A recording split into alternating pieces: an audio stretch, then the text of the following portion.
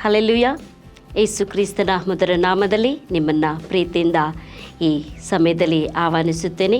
ಕರ್ತನ ಧ್ಯಾನಕ್ಕೆಂದು ಒಂದು ವಾಕ್ಯವನ್ನು ಈ ಸಮಯದಲ್ಲಿ ನಾವು ತೆಗೆದುಕೊಳ್ಳೋಣ. ಹಬಕ್ಕೂಕ್ 3ನೇ ಅಧ್ಯಾಯ 17ನೇ ವಾಕ್ಯವನ್ನು ಓದಿಕೊಳ್ಳುತ್ತೇನೆ. ಆಹಾ, ಅಂಜೂರವು ಚಿಗುರದಿದ್ದರೂ, ದ್ರಾಕ್ಷಾಲತೆಗಳಲ್ಲಿ ಹಣ್ಣು ಸಿಗದಿದ್ದರೂ, ಹೆಣ್ಣೆ ಮರಗಳ ಉತ್ಪತ್ತಿಯು ಶೂನ್ಯವಾದರೂ, ಹೊಲ ಗದ್ದೆಗಳು ಆಹಾರವನ್ನು ಕೊಡದೆ ಹೋದರೂ, ಇಂಡು ಹಟ್ಟಿಯೊಳಗಿಂದ ನಾಶವಾದರೂ, ಮಂದೆಯು ಕೊಠಡಿಯೊಳಗೆ ಇಲ್ಲದಿದ್ದರೂ, ನಾನು ಯೆಹೋವನಲ್ಲಿ ಉಲ್ಲಾಸಿಸುವೆನು, ನನ್ನ ರಕ್ಷಕನಾದ ದೇವರಲ್ಲಿ ಆನಂದಿಸುವೆನು. ಕರ್ತನಾದ ಯೆಹೋವನೇ ನನ್ನ ಬಲ ಎಂಬುದಾಗಿ. ಹಲ್ಲೆಲೂಯಾ. ದೇವರ ನಾಮಕ್ಕೆ ಮಹಿಮೆಯುಂಟಾಗಲಿ. ಈ ಸಮಯದಲ್ಲಿ ಕೂಡ ಇಲ್ಲಿ ವಾಕ್ಯ ಈ ರೀತಿಯಾಗಿ ಹೇಳುತ್ತದೆ, ಅಂಜೂರವು ಚಿಗುರದಿದ್ದರು, ದ್ರಾಕ್ಷಲತೆಗಳು ಹಣ್ಣು ಕೊಡದಿದ್ದರು, ಹೆಣ್ಣೆ ಮರಗಳು ಚಿಗುರದಿದ್ದರು, ಹಟ್ಟಿಗಳಲ್ಲಿ ಏನು ಇಲ್ಲದಿದ್ದರೂ ಕೂಡ ನಾನು ಕರ್ತನಲ್ಲಿ ಸಂತೋಷಿಸುತ್ತೇನೆ ಎಂಬುದಾಗಿ.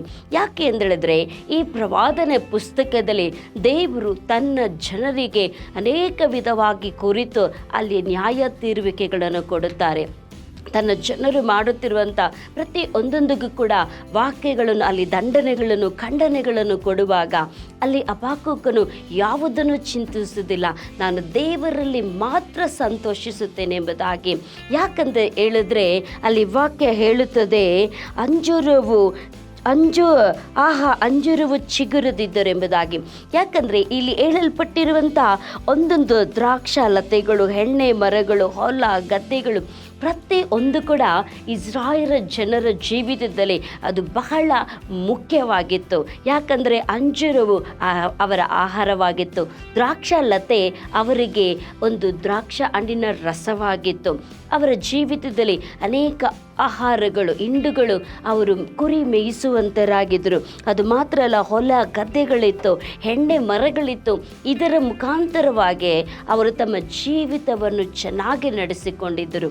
ಆದರೆ ಇಲ್ಲಿ ಭಕ್ತನು ಹೇಳುತ್ತಾನೆ, ಏನು ಇಲ್ಲ ಅಂದರೂ ಕೂಡ ಪರವಾಗಿಲ್ಲ, ನಾನು ಕರ್ತನಲ್ಲಿ ಸಂತೋಷಿಸುತ್ತೇನೆ ಎಂಬುದಾಗಿ. ಯಾಕಂತ ಇನ್ನೊಂದು ವಾಕ್ಯ ಕೂಡ ನಾ ಓದಿಕೊಳ್ಳುತ್ತೇನೆ. ನೆಹೆಮೀಯ 8ನೇ ಅಧ್ಯಾಯ 10ನೇ ವಾಕ್ಯವನ್ನು ಓದಿಕೊಳ್ಳೋಣ. ಈ ದಿನವು ನಮ್ಮ ಕರ್ತನಿಗೆ ಪರಿಶುದ್ಧವಾಗಿದೆ, ಕರ್ತನ ಆನಂದವು ನಿಮ್ಮ ಬಲವಾಗಿರೋದ್ರಿಂದ ನೀವು ವ್ಯಸನ ಪಡಬೇಡಿರಿ ಎಂಬುದಾಗಿ. ಹಲ್ಲೆಲೂಯಾ. ಆದ್ದರಿಂದ ಇಲ್ಲಿ ವಾಕ್ಯ ಹೇಳ್ತದೆ, ಕರ್ತನಲ್ಲಿ ಆನಂದ ಪಡುವುದೇ ನನ್ನ ಬಲವಾಗಿದೆ ಎಂಬುದಾಗಿ. ಅದಕ್ಕೆ ಇಲ್ಲಿ ಭಕ್ತನು ಕೂಡ ಹೇಳುತ್ತಾನೆ, ಕರ್ತನಲ್ಲಿ ಆನಂದಿಸುವುದೇ ನನ್ನ ಬಲ ಎಂಬುದಾಗಿ.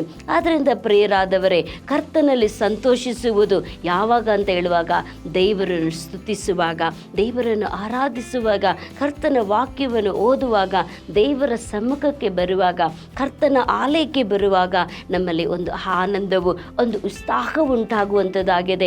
ಆಗ ನಮಗೆ ಒಂದು ದೊಡ್ಡ ಬಲ ಸಿಗುವಂಥದ್ದಾಗಿದೆ. ಕೆಲವೊಮ್ಮೆ ನೋಡ್ರಿ, ನಾವು ಕರ್ತನ ಆರಾಧನೆಗೆ ಹೋಗುವುದಿಲ್ಲ, ಮತ್ತು ಪ್ರಾರ್ಥನೆಗಳಿಗೆ ಹೋಗುವುದಿಲ್ಲ.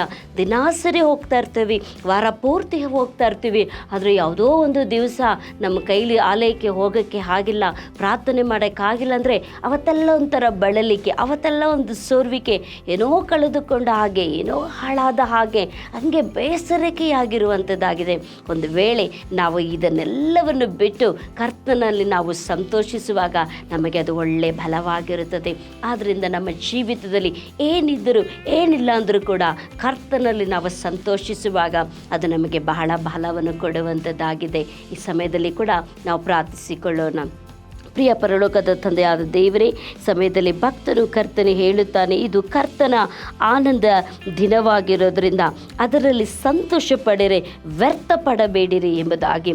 ಆದ್ದರಿಂದ ನಿಮ್ಮ ಮಕ್ಕಳು ಸ್ವಾಮಿ, ಈ ವಾಕ್ಯವನ್ನು ವೀಕ್ಷಿಸುತ್ತಿರುವಂಥ ಪ್ರತಿಯೊಬ್ಬರು ಕರ್ತನೆ, ಅವರ ವ್ಯಸನಗಳು, ದುಃಖಗಳು, ಕಣ್ಣೀರುಗಳು, ಹೋರಾಟಗಳು, ಎಂಥ ಕಾರ್ಯಗಳು ಬಂದಾಗಲೂ ಕೂಡ ಸ್ವಾಮಿ, ಹಬಕ್ಕೂಕನ ಹಾಗೆ ಸ್ವಾಮಿ, ಏನೇ ಆದರೂ ಕೂಡ ನಾನು ಯೆಹೋವನಲ್ಲಿ ಸಂತೋಷಿಸುವೆನು, ಅದು ನನ್ನ ಬಲ ಎಂಬುದಾಗಿ ಎಸ್ರಾ ನೆಹೆಮೀಯ ಕರ್ತನನ್ನು ನಂಬುವುದು, ಆತನನ್ನು ಸ್ತುತಿಸುವುದು ನನಗೆ ಬಲ ಎಂಬುದಾಗಿ ಆ ರೀತಿಯಾಗಿ ನಿಮ್ಮನ್ನು ಸ್ತುತಿಸಿ ಆರಾಧಿಸಿ ಪ್ರಾರ್ಥನೆಗಳಿಂದ ಬಲವನ್ನು ಪಡೆದುಕೊಳ್ಳಲು ಈ ಮಕ್ಕಳಿಗೆ ನೀನು ಸಹಾಯ ಮಾಡು, ಆಶೀರ್ವದಿಸು. ಈ ದಿನದ ವಾಕ್ಯದ ಭಾಗಗಳು ಅವರನ್ನು ಬಲಪಡಿಸಲು, ಸ್ಥಿರಪಡಿಸಲು, ಧೈರ್ಯಪಡಿಸಲಿ. ಒಂದು ಸಂತೋಷ ಸಮಾಧಾನವನ್ನು ಇವರ ಕುಟುಂಬಗಳಿಗೆ, ಇವರ ಜೀವಿತಗಳಿಗೆ, ಇವರ ಕೆಲಸ ಕಾರ್ಯಗಳಿಗೆ ನೀನು ಅನುಗ್ರಹಿಸಿಕೊಡಬೇಕೆಂಬುದಾಗಿ ನಾಮದಲ್ಲಿ ಪ್ರಾರ್ಥಿಸಿಕೊಳ್ಳುತ್ತೇನೆ. ಆಶೀರ್ವದಿಸು. ಯೇಸು ಕ್ರಿಸ್ತನ ಮಧುರ ನಾಮದಲ್ಲಿ ಪ್ರಾರ್ಥಿಸಿಬೇಡಿ ಹೊಂದಿಕೊಳ್ಳುತ್ತೇವೆ ನಮ್ಮ ತಂದೆಯಾದ ದೇವರೇ, ಆಮೇಲೆ. ಆದ್ದರಿಂದ ಕರ್ತನಲ್ಲಿ ಸಂತೋಷಿಸಿರಿ, ಅದರಿಂದ ಬಲವನ್ನು ದೇವರು ನಿಶ್ಚಯವಾಗಿ ನಿಮಗೆ ಅನುಗ್ರಹಿಸಿಕೊಡುವಂತಲಾಗಿದೆ. ದೇವರು ನಿಮ್ಮನ್ನು ಹೆಚ್ಚಾಗಿ ಆಶೀರ್ವದಿಸಲಿ. ಆಮೇಲೆ.